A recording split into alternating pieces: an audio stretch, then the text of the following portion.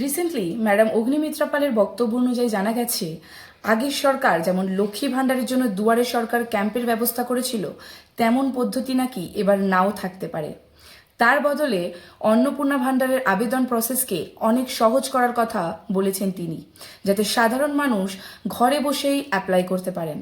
সবচেয়ে বড় ইন্টারেস্টিং বিষয় হলো অনলাইন অ্যাপ্লিকেশন সিস্টেম নিয়ে কথা বলা হয়েছে, মানে মানুষ নিজের মোবাইল থেকেই আবেদন করতে পারবেন, এমনটাই দাবি করা হচ্ছে।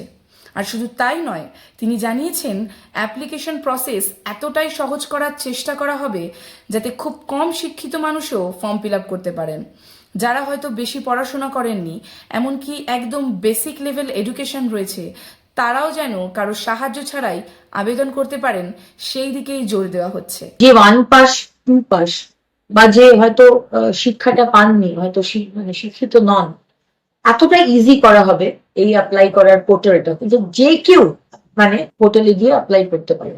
সুতরাং অনলাইনে অন্নপূর্ণার ভান্ডার আমার প্রত্যেকটি বাংলার মা বোনেরা যাতে অ্যাপ্লাই করতে পারে, আমরা কিন্তু সেই ব্যবস্থা করছি ইমিডিয়েটলি।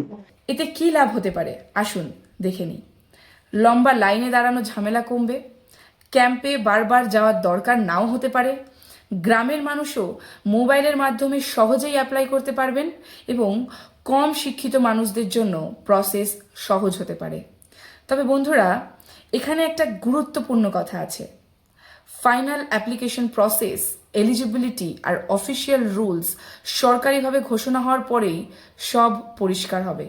এখন যা বলা হচ্ছে তা মূলত রাজনৈতিক বক্তব্য ও প্রাথমিক আলোচনা হিসেবেই দেখা উচিত। আপনার কি মনে হয়, অনলাইন প্রসেস হলে কি সাধারণ মানুষের সুবিধা হবে, নাকি দুয়ারে সরকারের মতো ক্যাম্প থাকাই ভালো? কমেন্টে নিজের মতামত জানান।